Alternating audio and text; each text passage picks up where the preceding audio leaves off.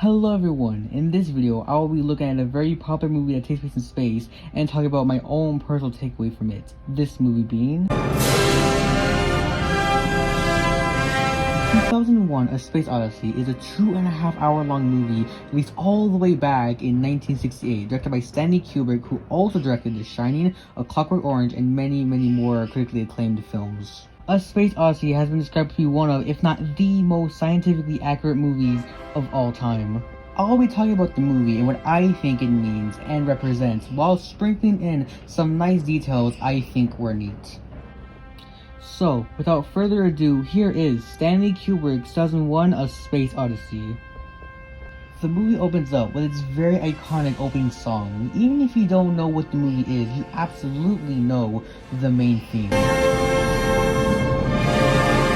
The movie opens up with the dawn of time, where we see many monkey shenanigans.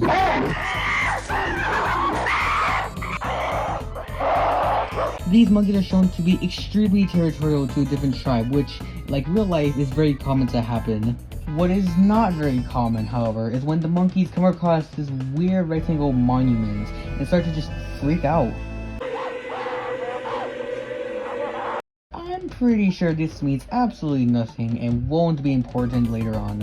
What are all of these monkey scenes used for, you may be asking? Well, they have this cool transition between a monkey throwing a bow into the air with a sudden cut to a spaceship with the same shape, obviously.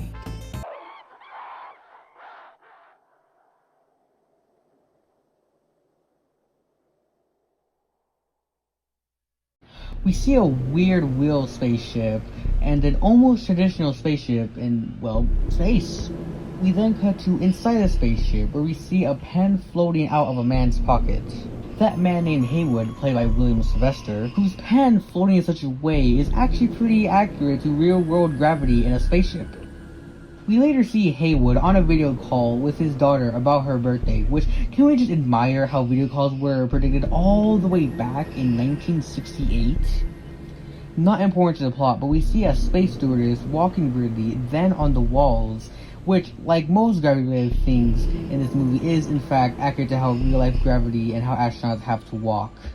Skipping a few scenes, we see Haywood and a couple of other astronauts on the moon walking up to what we see is a second rectangle monument, like the one from the beginning scene. And when touched and having his picture taken, it lets out an ear-piercing ring. We then cut to 18 months later on this long-ass spaceship. Walking on a wall treadmill of this spaceship, which is one hell of a workout, I must say. Which is also surprisingly accurate to what we can actually do in real life. Vaguely. As long as we're in space, obviously. Then we see Frank, played by Gary Lockwood, sitting down watching the news about an interview he and Dave had on a small device. Another cool and pretty accurate prediction to what we would actually have, which is watching videos, in this case the news, on a small device. They then started talking about the supercomputer of the spaceship, the HAL 9000, voiced by Douglas Rain. They also explicitly say that the HAL 9000 has never made a mistake. Let me put it this way, Mr. Raymer. The 9000 series is the most reliable computer ever made. No 9000 computer has ever made a mistake or distorted information. I wonder if this comes back later. We then see Frank on an awesome chair hooked to the wall, almost like it's levitating, in which he gets a call from his parents wishing him a happy birthday.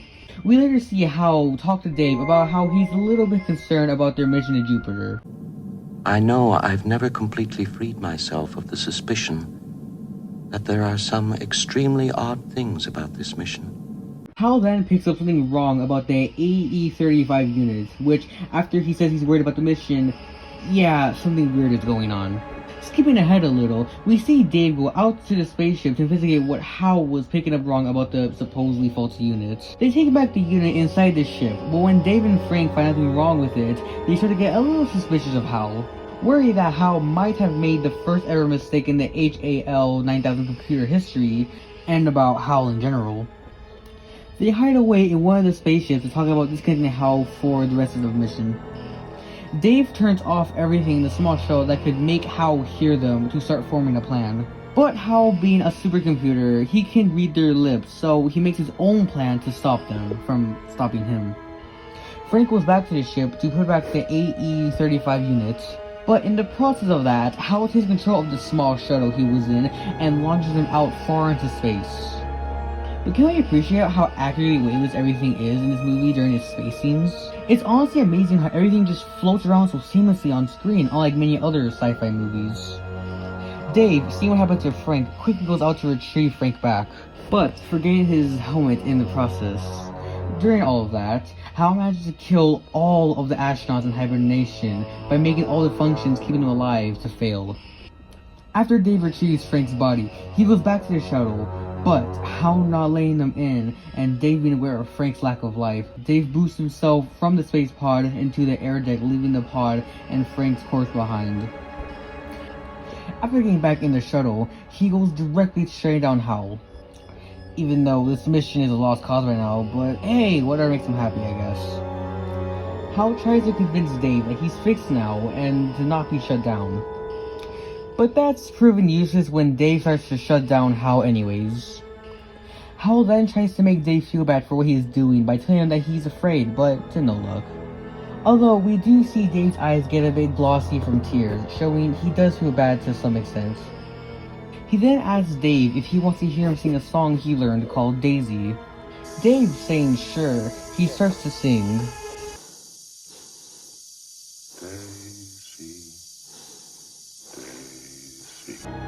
And fun fact, this was an actual song that was sang by a robot a few years prior to this movie being released.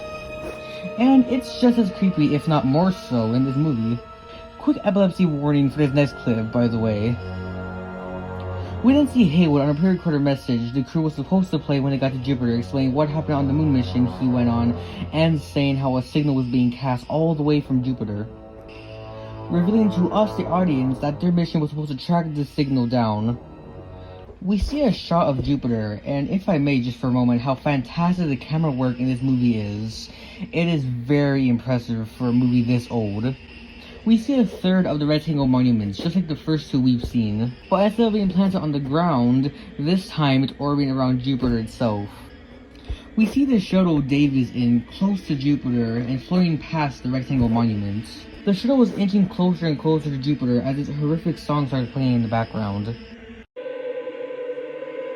And this is where the movie gets all, weird, to say the least. Major flashing lights warning, so avert your eyes if you are photosensitive. Honestly, these last 25 minutes are heavily debated as to what it all means, so I'll tell you what I think it means personally. I think this all means Dave seeing the next stage of evolution and technology, but not being able to comprehend it. Because when the monkeys found the monument in the beginning of the film, they learned to walk and use tools all of a sudden.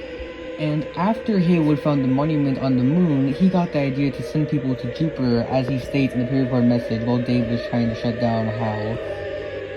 But now, this next stage of technology is so incomprehensible, it's making Dave have what's basically an acid trip.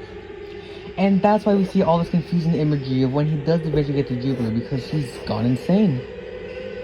And these last 9 minutes are just a bunch of weirdness and symbolism that I can't even begin to comprehend myself, so how about we just close up this video? I would just like to say thank you guys so much for watching this video, and a special thanks to my sister who helped edit this video. Anyways, I hope you have a good day.